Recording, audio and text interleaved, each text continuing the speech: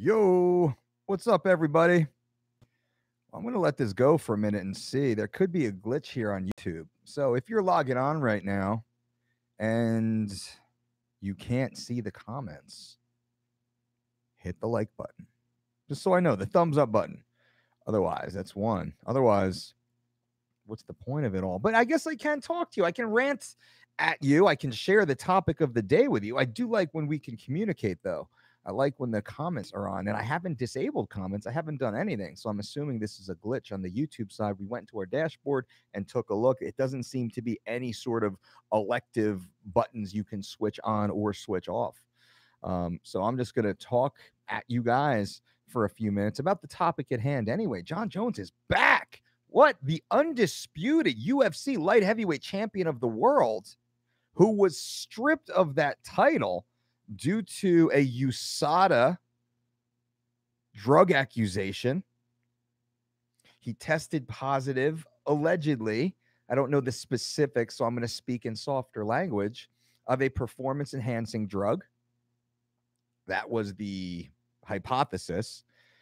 And it turns out now that he was facing a 4-year ban, a 4-year suspension. That could be a career ender actually for Jon. So he spent the last nearly 15 months defending himself, claiming his innocence, stating that he did not knowingly take any banned or prohibited substance. The world has reason to believe Jon because he's a clean athlete. He's been tested many times. I believe track record matters. He's had indiscretions in his personal life with recreational drugs. Cocaine is something that he's admitted to. He did test positive for cocaine, I believe, in one of the testing procedures. I don't know specifically. And he was suspended. So he's already been suspended for drug use. It was recreational drug use, which could be argued, is it performance enhancing or not? He comes back from that. He reclaims his title from Daniel Cormier, who then took the title, after Jon's was initially stripped of it. Jon comes back and gets it, and then he's stripped a second time for this drug allegation. Probably the best way, because I don't know how it's exactly agreed upon or accepted. But instead of the 4-year suspension, he received a 15-month suspension. He's eligible to compete, I believe, in late October, but definitely by November of this year. He hasn't fought since, I think, July of last year. That's a long time to not get a paycheck, especially when you're fighting drug allegations. It's very damaging for the brand and the reputation and the amount of time and effort that goes into it. For an athlete that is truly clean, that's horrific. That's invasive. Now, what I'm a little confused about, did he do something wrong or not? Did he do something wrong? If so, then he deserves a punishment. If he didn't do anything wrong, then he doesn't deserve any punishment. That's the way I believe it should be. So I get confused here because it seems to be very selective in who gets the benefit of we believe you didn't intend to, and who gets the punishment of we don't believe you intended to consume whatever banned substance. And that's a slippery slope because it becomes very subjective. And I'm not saying that there's even intent. I'm not saying that there's malintent or Mr. Burns from The Simpsons sitting in the nuclear tower, plotting greed. I'm not saying that at all. But I'm saying there is room for bias. And I'm not saying whether or not Jon deserves or not, because I don't know. I don't have the facts. All I'm stating is Jon is now back. But if he's back, and when it was first reported, it was reported that I forget where I read this, but it was certainly out there. Initially, he received the 15-month suspension because USADA agreed that he did not intentionally consume a banned substance, that he got it from an over-the-counter product to which they couldn't prove, but they do believe him. And that's fair. That's fair. But again, there's possible bias in that, I would say. And that's just for all athletes and other athletes in the confines of the sport and the rules of engagement, if you will, with regards to sport and athletic competition. Me as a fan, I'm super stoked Jon's back. Super stoked Jon's back. Fuck. One of the most exciting, electrifying fighters on the planet. Any relationship I've had with Jon Jones, he's always been just super polite, super friendly, super professional, good guy. So I have every relate, and I've been around John, who knows, a couple dozen times probably, very closely, many times for hours at a time here and there. Um, John's always been awesome. I have never not one bad thing to say. So when I see things in the media about it, it's even hard to believe sometimes. Not that I don't believe it, but it's hard to believe. So my personal experience is he's a great guy, great athlete. Um, just had some rough patches in his personal life that are highly, highly public, publicly viewed. But the bigger issue is it's the process. And I think that's the confusing thing. There's a lot of athletes right now. I remember Lyoto Machida, who I didn't work with, and partially now, maybe I've been around Machida 3 times, 5 times in my life with a few sentences of conversation. Seems like a great guy, by the way. He was suspended 2 years for admitting to taking an over-the-counter supplement that's purchased at a Whole Food store called DHEA. And there's different forms of DHEA, but it was a DHEA over-the-counter product that could be equated to vitamin D. It has similar properties and similar benefits to taking an ample vitamin C. It's certainly not a power supplement. It's not a creatine even, or a citrulline possibly. The rumors out it's not a caffeine for sure, a DHEA product, and he admitted it. But he received a 2-year suspension, and he's like, well, I'm so sorry. I didn't know.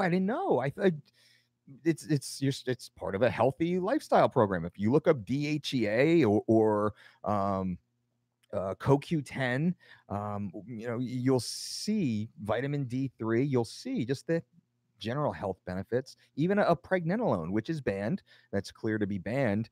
But even then, the impact is marginal. It's just very, very, very marginal supplemental sold at Whole Foods for health people. And there's you do your own research, please, so you understand. But the point is, Machida was suspended 2 years for taking a DHEA product purchased at a health food store. And he disclosed it when asked. Oh yeah, I take that too. Like these are the supplements I take. I take vitamin B, I take iron, I take vitamin C, I take DHEA, I take vitamin D. Say, wait, whoa, you take what? Yeah, I read the article in Cosmo on it, or Dr. Phil or whoever was talking about it. And that this is what's mind blowing. This is what's baffling to me. So this is the conversation. The process is so damn confusing, though, isn't it? It's so damn confusing. It seems like, and maybe I'm wrong. Maybe I don't see it. That's why I'm talking to you guys about it. And I wish the comments were on so I could hear you guys kind of talk about it. So feel free to leave the comments in this video, after this video, wherever you can. And I'd love to hear more. Just the process doesn't seem very straightforward. And it seems like there's a lot of room for personal opinion. And that's difficult because that is very emotional and that's not very consistent. And I think there needs to be consistency, and that's an issue. Now, I believe if you truly want consistency, it's 2 ways. You either have a drug testing program or you don't. One or the other. And if you have a drug test, and we're going to say, and we assume, and we agree that having a drug testing program is the better way to go. It's the best way to go. You don't want just Wild West pride days, essentially. Or do you? That's up to you. But for organized, professional, respected, long-term sport, you're going to want to have protocols set up. The Olympics, of course. Not that doping isn't massive in the Olympics, but they have the protocol and they try their best. So you either have drug testing or you don't. You're going to have drug testing, one or two. If you're going to have drug testing, then it has to be fucking black and white straight lines. This is the deal. You can't have little subcategories of punishments or of infractions or of rules or of treatment. You can't have differences. There's no room. In law, there really shouldn't be much room, but there should be written category of, if you knowingly did it, it's one penalty. If you didn't knowingly, it's another penalty. But the threshold, the evidentiary threshold, should be very high. It should be very high, and it should always err on the side of the innocent, and that's the undoped athlete, right? So whoever that athlete is, if they fight someone who turns out to have been doped, that's a far more damaging relationship, the victim of the relationship. And it would break down into a victim in many ways for the sake of the legality and having the finality of a law. So it's either you have it or you don't. If you don't have it, fine, whatever, be pride. Go out there and let the athletes do what they do. They deal with their teams, their doctors, and whatever. Or UFC American Western model, drug testing, out of season, USADA, WADA, all that good stuff, high level Olympic, NCAA's Olympic stuff, UFC, and other areas. So you have that in, but then the rule set needs to be very specific. It should be very specific. And it's, if you knowingly dope, you should be suspended for life. Oh, that hurts to even say. It really does hurt to say.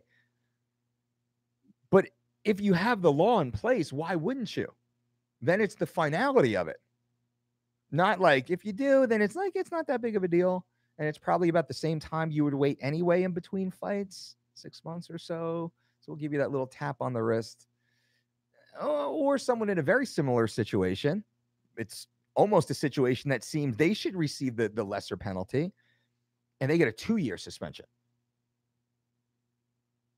That's what I'm, and maybe I just don't see it. Maybe for whatever reason, I don't claim to be an expert in these laws, but at the same time, from a coaching perspective, from a former athlete perspective, from a fan of the sport, more than anything perspective, the uniformity, I think that would be the best thing, and it'd be the best thing for the athletes, because then it would be a much harsher reality that if you're going to take a supplement, you gotta go to the WADA list. You got to see which ones are approved, because they have an approved list of supplements. There's other third-party testing that they have for supplements to be NSF certified for sport. So then that supplement has been cleared to take, and pretty much any supplement you can think of with regards to health, fitness, sports performance, you can find one of those, a company that makes that. You can find a company that makes that. So there has to be some responsibility that falls back onto the athlete for consuming a product that was, hey, we don't know. You're taking your own risk when you take something that's not on this NSF certified for sport, WADA approved list. Then it becomes an issue. So then you could see a little bit more. It tings back on the athlete. You can't say, well, I just didn't know. We agree that, but come on. There's the whole WADA list is right there. Just go to the list and click on Amazon. You can just click it on Amazon. Probably even easier. You just copy the name of the thing, you throw it into the browser, Amazon, the link pops up, one click, shopping, Prime member, done deal. So this is just my rantings. This is just the things that I was thinking about today when Jon came back. As a fan, happy to see Jon back. And I believe it sounds like, from what it's so far, I mean, this is early news. It sounds like they believe he didn't do anything wrong. So if he didn't do anything wrong, man, they gave him a 15-month suspension. He could have fought twice, at least 3 times. Who knows? That's big money. Jon Jones makes big money. Big money. How much money did Jon lose by being suspended for 15 months for doing something that they don't think was wrong? And again, this is where I get confused. So anyway, that's all. That's what I wanted to talk to you about. Now we're going to try and get more videos out, trying to get busier. Hopefully I'll get more content back to YouTube. We've been working on behind the scenes content for you guys, of course, and that'll be out in at a later date. So the day-to-day content has slowed down, but don't worry, it's back. I'm back. I missed you guys. And hopefully we'll have more opportunities to do the comments. I'll see what's going on. Come on, YouTube. I need the comments to communicate. I want to say what's up to everybody and check in. But I'll be back. I'll try and be back tomorrow once maybe. But I'll try and put a new video every day for now. Some will be live, so make sure your notifications are turned on and you're subscribed to the channel. But otherwise, just keep checking back. All right, guys. What do you think? Leave the comments below. Maybe I don't know what the F I'm talking about. Tell me, explain it. Explain how it works. Give me some other examples of athletes who had similar, worse, or even, less serious allegations, and what was their penalty and the rationale. I'm curious about that stuff. You guys are well informed. So until next time, boom.